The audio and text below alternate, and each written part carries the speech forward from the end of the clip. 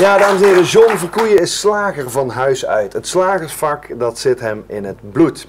Zijn bedrijf heeft zich de laatste jaren verder ontwikkeld op het gebied van de partyservice. En hij pretendeert ook nog eens de barbecue specialist van deze regio te zijn. John, welkom.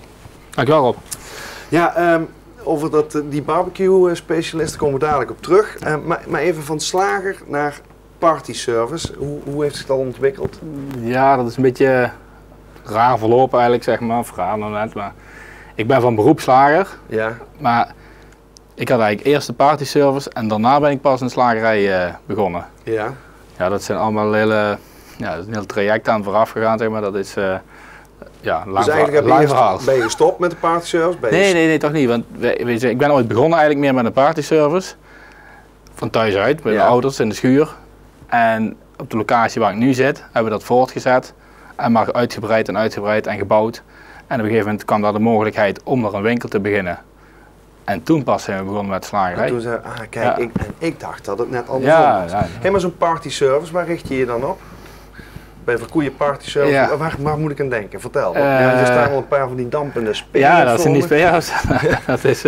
Dat klopt. Nou, wij richten ons op particulieren en op bedrijven. Ja. En van een klein feestje voor 10 personen tot waar het eindigt, zeg maar. The sky is the limit, zullen we zeggen. Wat is een grote partij die je ooit gedraaid hebt? Ja, 750 mensen was dat. Dat is behoorlijk wat, lijkt me. Ja.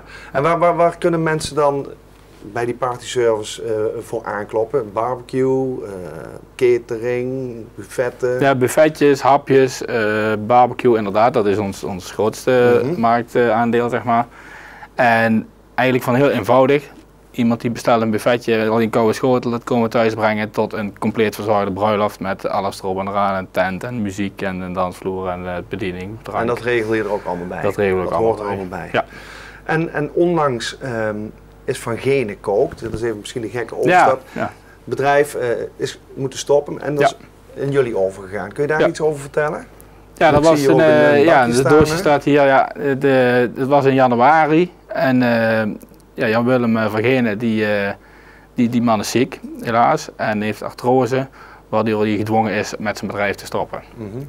En dat heeft hij vrij snel beslist en die zegt van 2 januari of 3 januari, ik weet niet meer, zegt hij, ik ga stoppen. En vrijdag lever ik voor het laatst uit. En dat was het dan.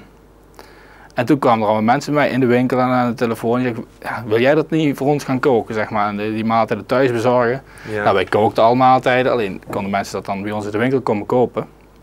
En lieverlee ben ik met hem in contact gekomen en hebben dat bedrijf overgenomen. Dus naast de partyservice en slagerij heb je nu dus ook een maaltijdservice. Ja. En wat houdt die maaltijdservice in? Want dat ligt misschien aan mij. Bij maaltijdservice denk ik of dacht ik aan oude mensen, hulpbehoevende mensen die een maaltijd nodig hebben. De grootste tak van sport is dat ook, zeg maar. De meeste mensen die wij als klant hebben, dat zijn toch vaak de oudere mensen die alleen zijn en geen zin hebben om te koken of het niet kunnen. Of door gezondheidsredenen vaak. En daar komen wij 2 keer per week de maaltijden brengen. En dan kunnen mensen kiezen uit een lijstje uit de 9 verschillende gerechten per leverdag. Ja. En dan leveren we dat in dit soort doosjes. Ja, maar wat zit er? Want het staat hier heel mooi dicht. Ja, maar dit is een doosje. Dat die open kan? Dat klopt. Dit is een doosje. Jan-Willem heeft dat ontwikkeld samen met de fabriek van de bakjes. Ja. En het unieke eigenlijk is dat als je het doosje openmaakt, dan zie je dus. Ik zal het zo laten zien. Dan zitten daar 3 bakjes in. Eén het vlees of de vis. Ja. In dit geval is dan de asperge. En dan groenten en aardappel of rijst. Nou, nu is het een klein beetje anders omdat die asperge niet in zo'n klein bakje past. Ja, maar en dan krijg je ook geen smaakoverdracht. En ik kan ook met een andere folie zorgen dat de ene bakje minder verhit wordt dan het andere. Stel ik heb bijvoorbeeld vis met aardappelpuree. Die aardappelpuree die moet natuurlijk goed heet zijn. En die vis, als die zo goed heet wordt, dan is die helemaal verpieterd. Dus dat is eigenlijk uniek. Het ook echt warm thuis aangeven? Nee, dat niet. Dit doosje gaat in zich heel in de magnetron, met de karton eromheen. En ligt een beetje aan de magnetron, heeft hij 4-5 minuutjes in de magnetron en mensen kunnen heerlijk smullen. Nou, kijk aan. Even weer terug. Ja, we maken even wat sprongetjes links en rechts. De slagerij, hoe loopt dat? Ja, heel erg goed. Want in Leunen en omstreken, nou, denk ik al een hele bekende naam. Maar wat is het afzetgebied? Nou, voor de winkel hebben we een afzetgebied van, het ligt toch wel voornamelijk Venray en een klein beetje een uitstapje naar Horst. Ja. Maar we hebben ook klanten uit Kuik en uit Venlo en ja, die komen toch van heinde en verre. En wat maakt dat die van zover speciaal naar jou toe komen? Één kan er zijn gunfactor, denk ik. Ja. En ja, wij maken unieke producten. We zijn helemaal gek, wij maken bijna alles zelf. Ja. En bijvoorbeeld zijn mensen een spareribs, dat is ons grootste product bijvoorbeeld. En maar die zijn in mensen... Kuik niet lekkerder of net zo lekker te krijgen, dan moet je echt voor naar verkoeien. Dat denk ik wel, ja. Blijkbaar, mijn klanten zeggen dat, dus klanten hebben altijd gelijk, zeggen ze. Dus. Ja, want nou ja, goed, ze staan hier al een tijdje onder mijn neus. Ja. Maar die producten van jou die vallen ook in de prijzen. En deze spareribs, heb ik me laten vertellen, die staan zelfs in de top 10 van de lekkerste spareribs van Nederland. Op welke plek? Dat is nog niet bekend. Oh, dat is nog niet bekend? Nee, dat is niet bekend. Nee. Maar wel in de top 10? Ja, er zijn allemaal een heleboel slagers. Dat is een wedstrijd, de sparerib trofee. Ja. Dan kun je de spareribs insturen, want die worden dan beoordeeld. Ja, want ik wilde net vragen van hoe gaat dat in godsnaam, wie bepaalt dat? En dan worden dus 10 gegadigden uitgehaald, die komen in de top 10. En ja, dat wordt met punten en je komt eigenlijk pas in die top 10 als je ook echt 100 punten hebt, dus dan hebben ze niks af te kraken. Maar dan zitten daar een aantal mensen aan een tafel, experts op het gebied van spareribproeven. Ja. En die weten dan, dit is een goeie en dat is niks. Maar jij hebt die 100 punten binnen. Die 100 punten die hadden we binnen. En vast geleden hebben ze dus ook weer opgehaald voor de nieuwe keuring. En ja, dat is afwachten. En op het moment dat deze aflevering wordt uitgezonden, is het wellicht al bekend. Want wat is de datum dat bekend wordt gemaakt? 27 juni. 27 juni, daar staat het waarschijnlijk nu onderaan in beeld als je gewonnen hebt. Nou, ja.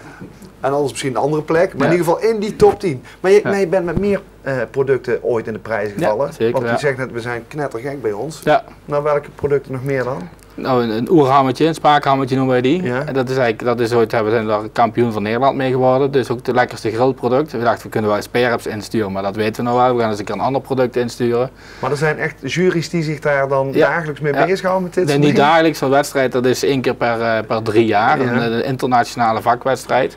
En per productgroep komt er een kampioen uit, zeg maar. En, nou, daar zijn we dus met die hammetjes heb je gewonnen? Ja. En met worst toch ook, of niet? Ja, dat is hetzelfde. Ja, allerlei verschillende producten. Dan wordt het ingestuurd. En als je 100 punten hebt, dan krijg je een gouden certificaat, zeg maar.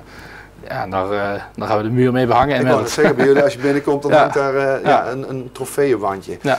En wat zijn de plannen, als je kijkt naar je eigen bedrijf? Heb je nog plannen om uit te breiden, meer producten, andere producten te gaan maken? Nou, meer producten, ja, we zijn altijd bezig met productinnovatie en het eentje dat vertrekt en de andere komt er weer bij.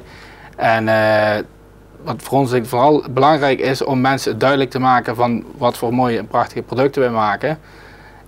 En dus bijvoorbeeld zo'n spareribs lukt dat is nummer 1 bij ons in de winkel. En zo van die paradepaars moeten we er een paar meer hebben. Koude schotel en spareribs, zeg maar, dat zijn het nummer 1 en nummer 2 altijd.